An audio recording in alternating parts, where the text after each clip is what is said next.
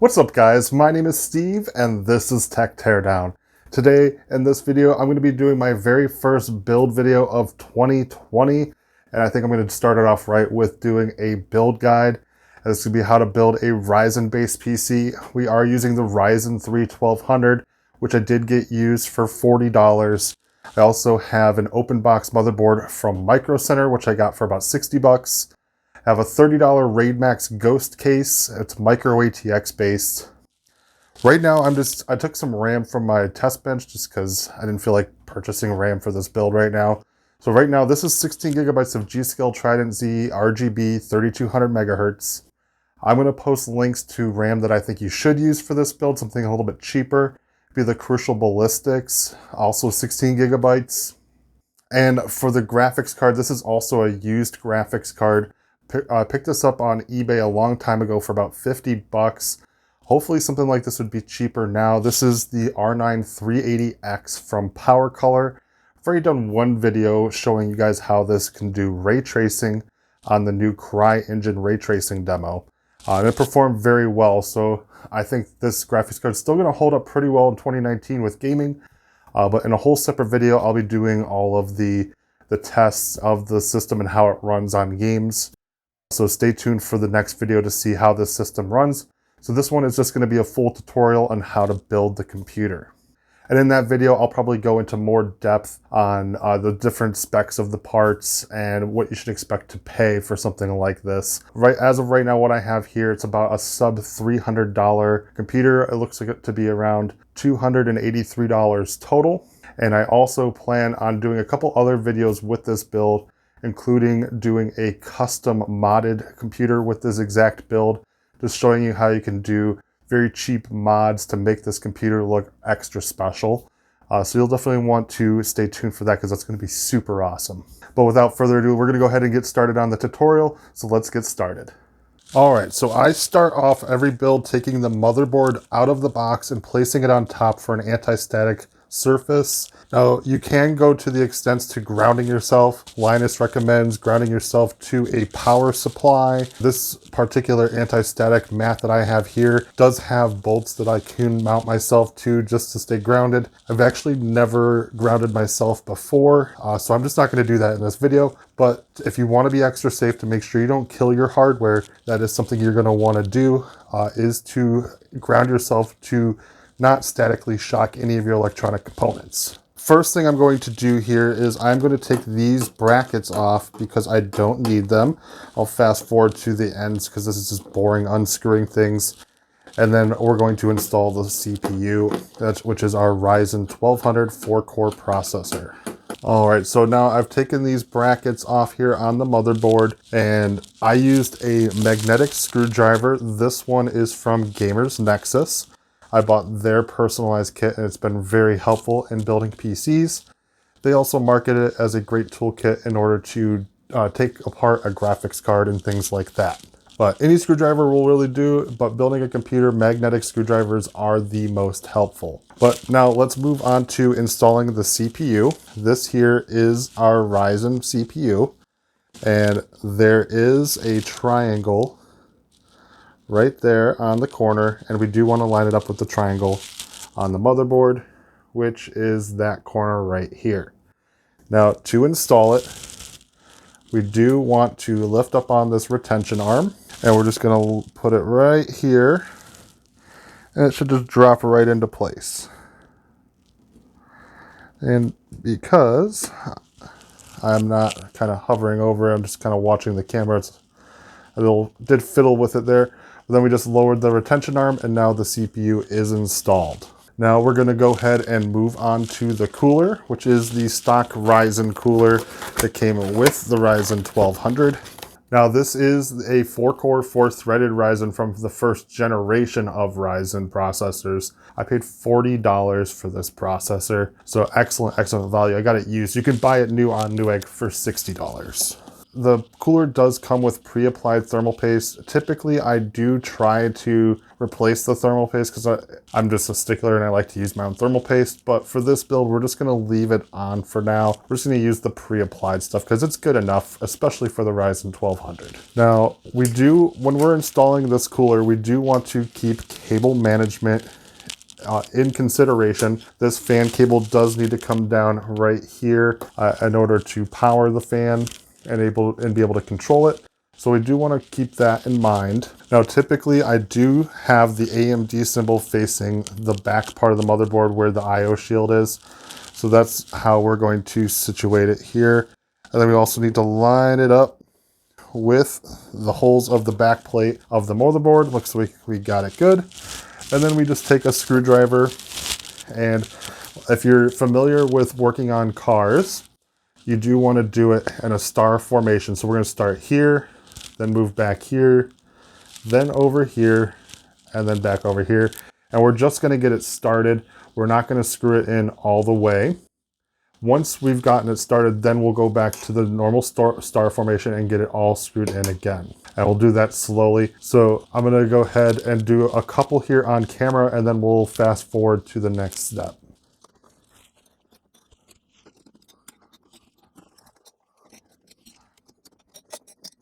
All right, so we have that screwed in. Now we need to plug in the fan. Now you can see here that there are some notches right here. And there is a notch on the motherboard. And we just want to make sure that that notch goes over that. And I have two fan headers to pick from. I'm just going to choose this one here. All right, so that is in, and then I just like to tuck it. Might even be able to get it back behind the heatsink just to keep it in place. All right, so moving on to the RAM. The first step here is we're going to pull back on these little locks here. These ones don't move on this particular motherboard. Every motherboard is different. Some motherboards might have to be pulled back. Now, for our RAM sticks, you want to see there is a notch in the middle, and it's not perfectly in the middle. And you also see that there's a little notch there on the motherboard DIMM slot. And we just want to make sure we line that up. That looks perfect. Now to do this, we want to get it into the slot. There's like a little slide there. And we get it, and then using two thumbs, press firmly down. There we go. And the same thing, same notch there. And we get it into the slide, and we press firmly down with our thumbs until you hear that snap. All right, so let's go ahead and move on to the NVMe drive. All right, so we're gonna move on to our storage or boot drive. This is an NVMe SSD. This works off of the PCI Express lanes, and it is a 256 gigabyte NVMe M.2 drive. It's very fast. In this build, I don't have a hard drive to install, so if you want to install lots of games, I would definitely recommend getting either something a little bit larger than this 256 gigabyte one, or I would also consider getting a mechanical hard drive or an SSD. Those are getting cheaper in order to store your games in. Now, to install this NVMe SSD, obviously we're going to need the SSD. But this comes with your motherboard, or it should at least. Sometimes these do get stolen. Now this is an M.2 screw, and that is going to screw the NVMe into this brace right here on the motherboard. So bear with me a moment. I'm going to go ahead and get that NVMe opened out of its case, and we'll get this thing installed. All right, so I got my M.2 open. Now you can see here, this one also has a notch, and there is a notch right here. To install this, let me get it myself at a better angle so I can see this. It kind of goes in at like a 40-degree angle. You slide that in, and you gotta give it a push.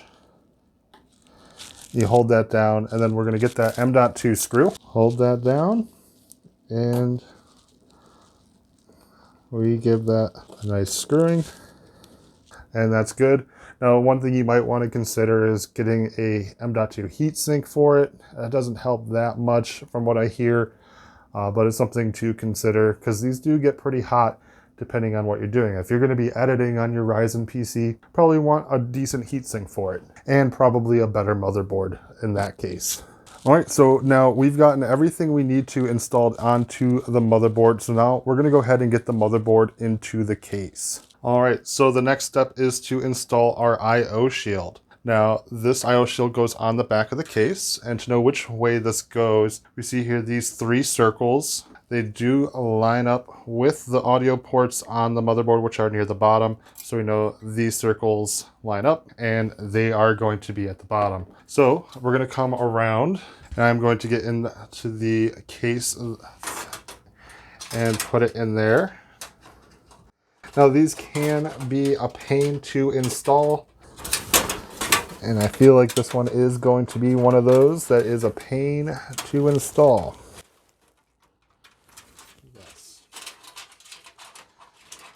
So we press. You just want to, kind of like you did with the RAM sticks, give it a press until you hear a snap.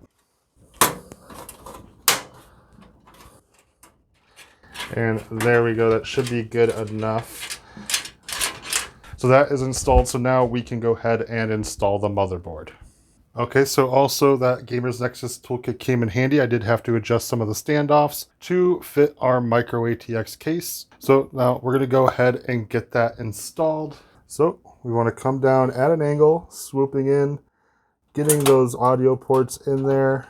And then we just wanna make sure that the holes on the motherboard are lined up with these standoffs so we can screw them in.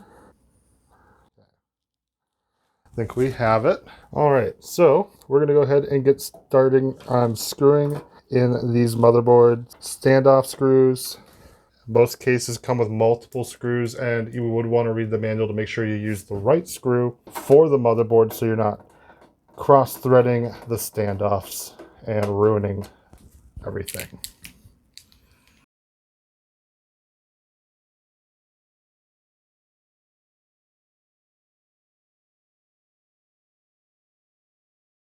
All right, so I got them all in. Now, I might have cross-contaminated some screws just because the case didn't come with enough screws to screw the motherboard in, which is odd because this is supposed to be for ATX. And one thing to probably worry about, not to worry about, something that might come into a problem for some people is proper grounding of the case, because this hole right here does not have a standoff, and that's quite annoying.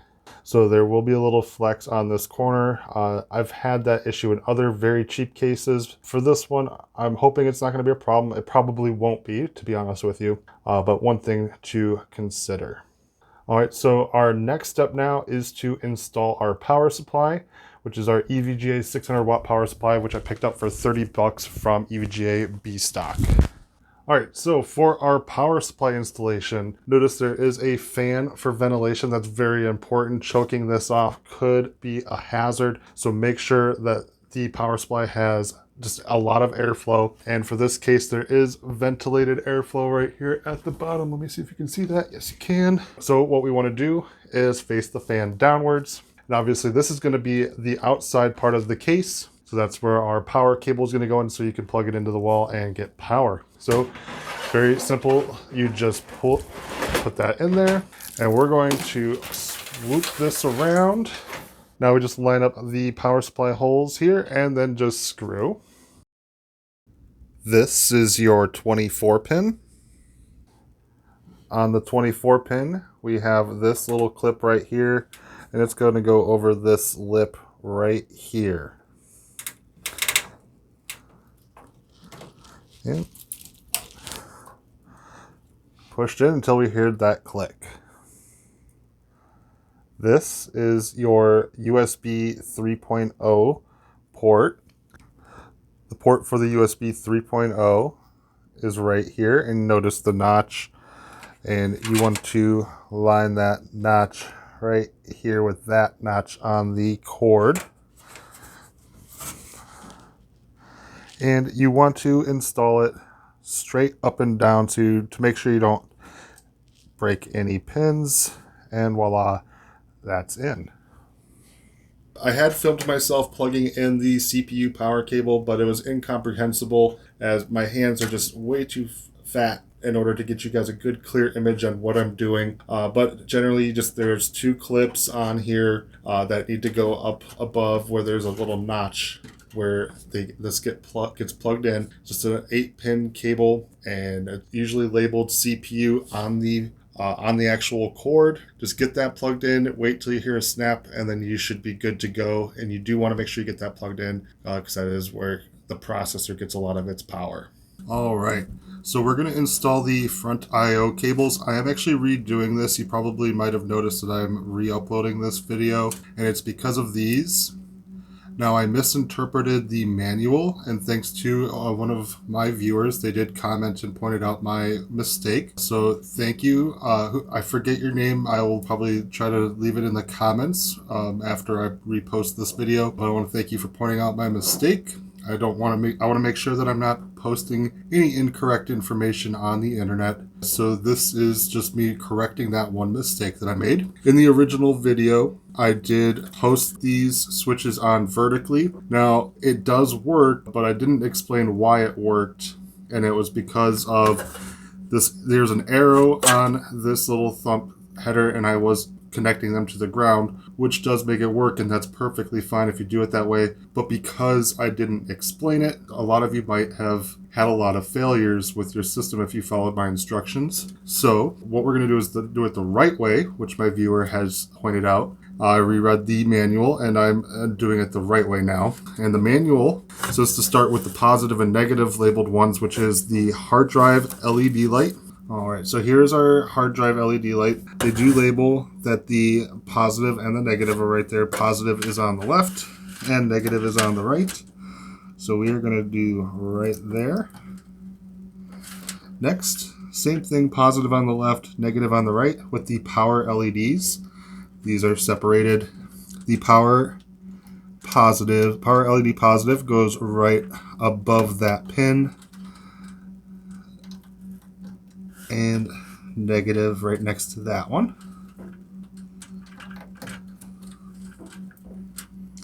Next, we have our power switch. All right, so with our power switch, we take note of the triangle, which that goes to the ground. So that would be on the right. And then for our reset switch, there's a pin right here, right next to the hard drive LED. We're gonna skip that, and then we're gonna go to the next 2 pins. And then we do the same thing. We line up the arrow with the ground. And again, the ground is on the right. So we want that arrow on the right-hand side. And while that's done, I'm going to flip the camera over and give you a kind of a different view of it so you can see it. All right, so as you can see here, in between this hard drive LED light and our power switch light is that one empty pin that we didn't use. Now, you can use that one. You're just gonna have to flip this around and use the ground on that pin. So you just kind of flip it upside down and put it on those 2. But this is the way the manual instructs us to do it.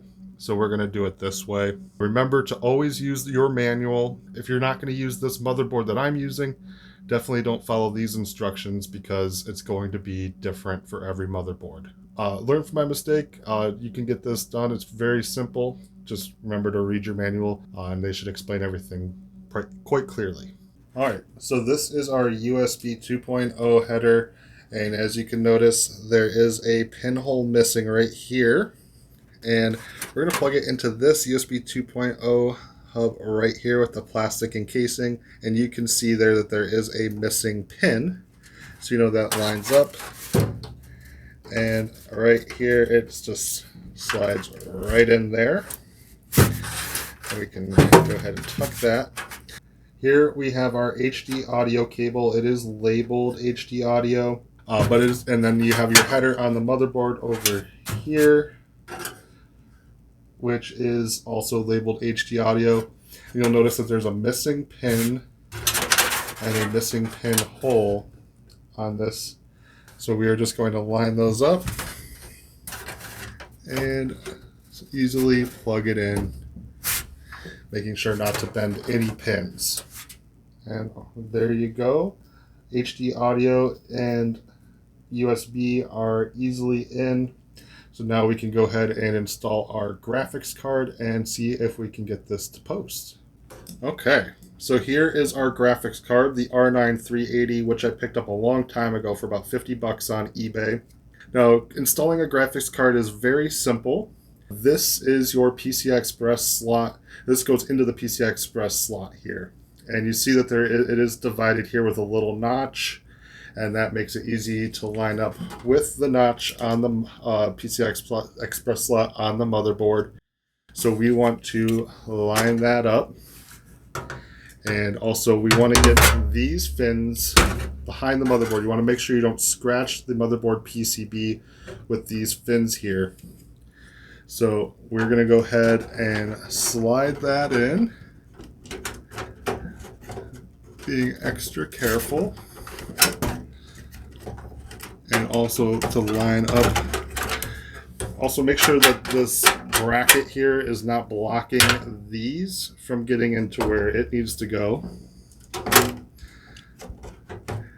And now we have the notch lined up, and we're going to go ahead and press it until we hear a click. Now we can take our screw with our handy dandy magnetic screwdriver right here. And we're going to get that screwed in. I think we're going to go right here with this.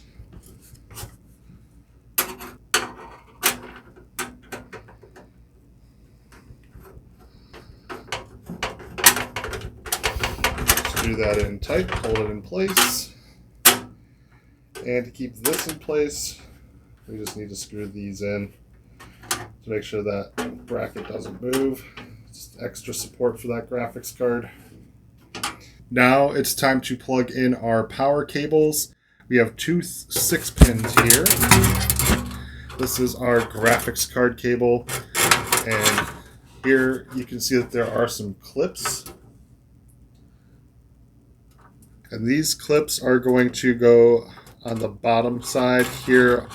So flip that around and we give that a nice push until you hear a click. And same thing with this one, another clip.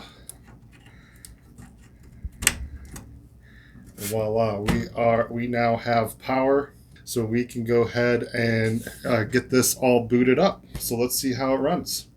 All right, so we just finished building it. So let's go ahead and see if it turns on. So first we're gonna flip the switch on the power supply and press the power button. And we have our one fan spinning. Now, definitely, for a cheap case like this and just nice hardware in here, I would definitely maybe invest in some more case fans just to keep that cool, because I don't think this is going to have really good airflow to begin with. So as many case fans as you can fit into this case, I highly recommend it. And you can get some cheap ones and that'll be fine, just to get some damn airflow into this case, because it is very, very choked. But we have our RGB on our RAM now. And we can see our ASRock splash screen. Oh, and I cracked my monitor. Did not notice that. Everything seems to be fine. We just now need to install Windows onto our SSD, and then we will be good to go. I'm not going to show you how to install Windows. It's a pretty simple process. If you do want me to do that in a video, let me know down in the comments. So I can definitely do that. Joey Delgado does great tutorials as well, and he also goes through the process of installing Windows in some of his videos. Let me know if that's something you want me to do for mine. It is a pretty simple process, just putting in the USB stick and just following the prompts on the screen. What I'm going to do now is I start testing this system, and in another video I'll go over the results and how this system performs in modern games here in 2019. If there are certain games that you want me to test in that video, also make sure you comment down below what games you want to see this system perform. See if this is something you're going to want to invest in the future.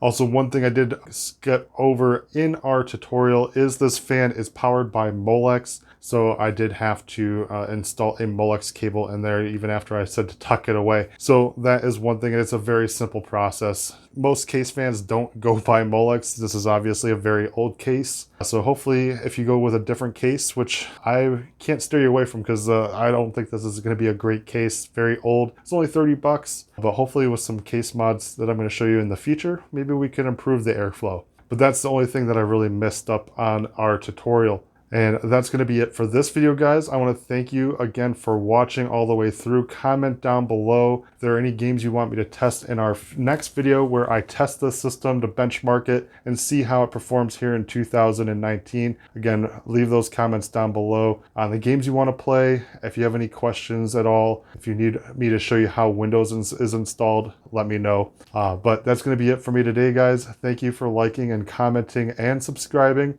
and I'll see you guys in the next video.